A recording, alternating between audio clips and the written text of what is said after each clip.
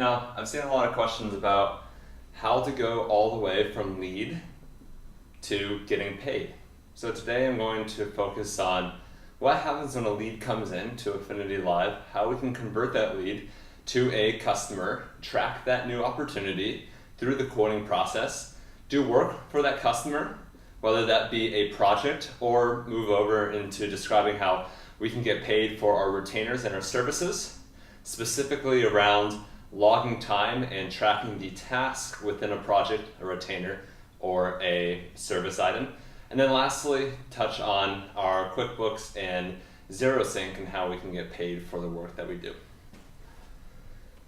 So what happens when a lead comes to us in Affinity Live? And a lead can come in a few ways. It can be a referral, it can go from a marketing campaign. In this example, a lead has just emailed our sales at, in our example, we'll be talking HDMZ. So they've just emailed our sales at hdmz.com. And because we have set up our request queue to have all emails from sales at hdmz.com to go to our request queue, we can now track all of the leads coming in so that individuals on our business development team understand that these are new opportunities and that we can then reply to them from this email. And because we've set up our Google Sync, any responses that come out from requests can also be tracked here within this request queue. So you can think of this as a team inbox where you can send emails going out and coming back in. Now let's say it's more than just a general request or an inquiry. It's actually someone who we want to convert into someone we want to pursue. So right here, what we can do is we can take from this initial email the company and the contact information and automatically create those from the original email so that they show up here in Affinity Live. There's another way to manually go about companies and contacts and tracking those, but we won't go into that today. So what I can do from a request is convert that original conversation into what we call a sale. So at this status, since it's a new customer coming in, the company and contact will both be under lead status. And now we have this new sale to track. Now what can you do in a sale? Well, you can send emails, you can log meetings, you can create tasks, and most importantly, you can send quotes. Now, it doesn't have to be the salesperson coming up what needs to happen at each step along emails, meetings, tasks, and even the quote generation process. We can completely automate that process, meaning that once the lead comes in, maybe we want to send a templated email talking about scheduling that first meeting. Once we have a goals review meeting, potentially we want to move to create a task called put together the statement of work, maybe write up a proposal, or in our case, we want to send out a quote for a new website. What's particularly powerful about the quote is that it bridges the gap between the sale and the project in which you want to go and perform for this customer. So what you can do in the quote is set dependencies for different tasks, put together how many hours you think it's going to take, the overall dollar amount, and whether that be attached to a fixed, or we can start setting rate information here as well. And what's particularly powerful about setting up a quote, just like you would a project, is now you lower the barrier between sales, the business development team, and the project team. It's no longer creating a quote in Excel and then throwing it over the fence to the project team.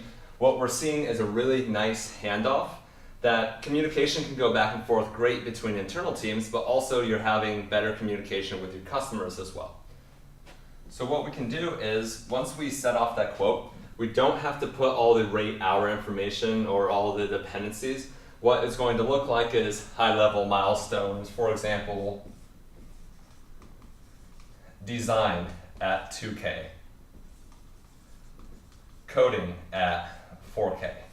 So you can build this really nicely looking quote that you send off to the customer, but internally design it in a way that can loop right into a project in which you can start tracking.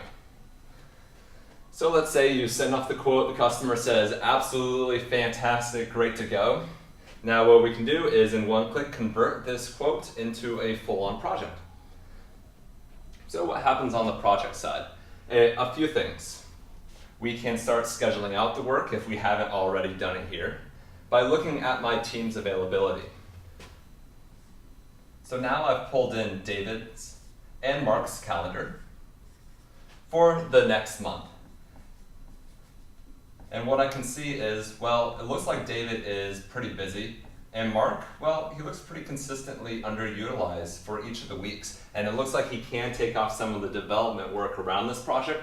So what I'm going to do is I can drag and drop tasks that need to be done with some sort of hours and a due date, and drag and drop that onto Mark's calendar. So now he has a little bit more work to do for the next month for this new website project that's coming through. So what I'm just describing now is called team scheduling. It's particularly useful for business development and having conversations with the project managers and the traffic managers, whether it's going into the round and then they're scheduling out, or it's part of a conversation they're having around this quote phase, either or. So now that we have assigned work, we found that Mark is going to predominantly be the lead developer. David might have a few tasks to come in as a pinch hitter and help Mark out along the way. Now let's look at how we can start tracking against the project. So what we have is the overall milestones. If you recall, it was design and coding. And along the process, we can start tracking a few things. One of those being our budget. How far is it filling up while tracking time? Another can be the hours for how we're doing. And then lastly, what we're going to start tracking is profitability. What is my margin on this project while David and Mark work on it? So that's one part on the screen that you'll see is around the budget tracking. The other is around due dates. So now we have a start and due date. And what's particularly powerful is what we've done is we've set up a Gantt chart right here on the left-hand side before starting the project. So we have this very structured approach which outline the critical paths for how a project needs to go forward. Now let's say the project speeds up or slows down. Well, what happens?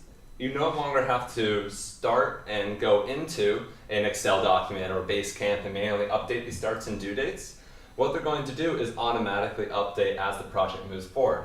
For example, if I'm starting this on May 10th and it's due on May 15th, and I actually haven't started it until May 12th, what we're going to do is say, oh, I understand that this is a 5-day task, and we're going to automatically update that due date.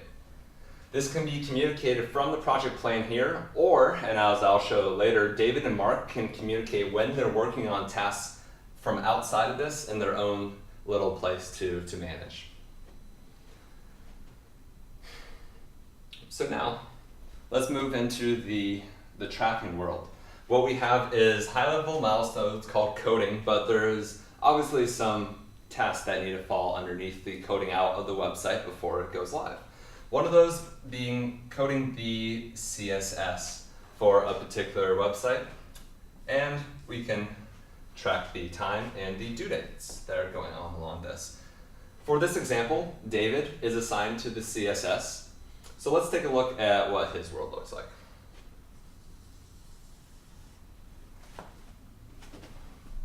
On David's task board, what he'll see is what is due today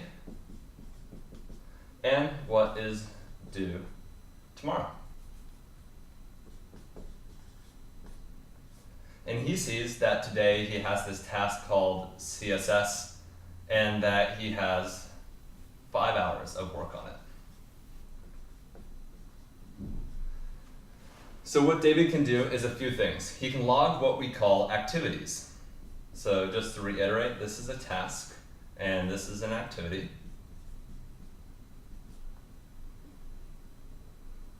And one example of an activity would be an internal note. So for this example, Janice is managing the project. So what David wants to communicate to Janice around the CSS is we haven't quite gotten clarification on what their color scheme is. So he sends an internal note asking Janice, well, what are the colors? And maybe that internal note only took him 5 minutes. So the time that he logged on that internal note in communication shows up 5 minutes. And it shows up here on 5 minutes as well. Now let's say that we got clarification and the back and forth took overall about 20 minutes. And that David starts going and actually coding out the CSS based on the new hexadecimal information they get from their customers. What we can do then is David wants to start a timer. And he can start this timer right from his mobile app. And it's now tracking all the time that he's working on the particular task. What designers and developers really like about this timer is that they're used to it, and that's the type of time that they're using in their other applications, so it's not a big transition to move to Affinity Live with the timers. In fact, it is a nice way to hyper-focus on the type of work that you need to do. So let's say that David spent about 40 minutes on actually going through that CSS. So between that 20-minute conversation and 40 minutes, now he has filled up about 1 hour on the task. And that has gone back to this board and has updated the budget and the hours that have gone along. We know that we've started it because David has communicated that from the task, and we still don't know the due date. So let's say it's getting towards the end of the day, David has worked on this more, he's worked on this for 2 more hours, and it's not really realistic, they're at 3 hours, to finish it in a given day. So what's going to happen is, David's going to communicate that to Janice. He's going to say, it's not realistic for me to actually finish this, I'm sorry, but it's going to have to push out, and that can go to tomorrow. So what Janice gets to see is a live version of the project in real time. Is no longer having to email David, having to wait for the status meeting on Wednesday. It's a really easy way for Janice to get value out of actually using a project plan. Now, if we were to switch to David as well, he can track time on everything he's doing, emails, calls, as well as all the coding and design work that he's doing as well in an easy manner that he's used to. He's used to using timers. So this helps both sides really communicate around the project, log time, and track that live profitability. So now, as we move through the project, we keep on designing more, coding out more, and whoa! Within the last day, we just went about 5% over budget on coding. Hold on, put on the brakes, let's have a all-hands status meeting on what's going on. So Janice can quickly put a hold on moving a project forward before it goes 150, 200%, because we all know at Friday when you're looking back on your week and trying to understand how much time gets logged, it's already too late. You've already spent those resources, went over budget, quickly eroded your profit margins.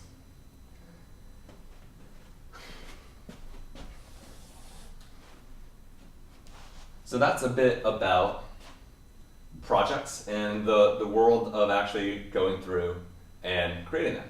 Now let's talk a bit about how you can actually get paid for the work that you're doing. So what we can now do is invoice on 2 methods. One would be to take the actual hours and multiply it by the rate, which is what we call in an invoice time and materials. And that would be a pure rate times hours, and that goes directly to the customer. And each of the line items in our sync can go over and sync with QuickBooks and Xero. So this time and materials line item, in this example, it is the coding. We can directly reflect that. Another would be the fixed method. And you're able to do that as well, where you're taking this overall budget and you're invoicing it, usually on a 30% down deposit and a 70% on completion. So you can start invoicing for the percent of budget as well, using the time logging to understand your profitability, but not necessarily go into the full extent of invoicing and passing through that cost. Now, what we're finding is there's been a big pressure over the last few years to move to a fixed bid, but at the same time, there's still the internal cost of time and materials. So there's a few different hybrid models that you can use in Affinity Live, one being fixed with profit sharing. And what this means is I can now go on a fixed bid. If I'm under that budget, great, both sides share that profit, which is a unique way to start thinking about projects. Same goes if you're going over budget, potentially adding a 10%, a 15% buffer where you can start passing through that cost, because we know scope changes, requirements change, your customer changes, they've just had a new CEO come on board. Things change during projects, so trying to go off that fixed bid a few months ago is really quite challenging, first, without a PSA, and secondly, it isn't realistic from the way that humans work and change over the expanse of a project. So what we can do off this invoice is we invoice. It would sync over to Xero or QuickBooks as that line item and the total cost. And then what we can do is we can record the payment on the QuickBooks side and have that come back here into the project. So now what you can see is full financial information on the time that I'm working, on the specific breakdowns of what my team is doing, especially with the automatic email capture. So now I have full transparency and insight into the financials, into what I'm delivering and how I'm delivering on it. So that's a bit about how the sale and the project fits together in all the way from the lead to finally getting paid.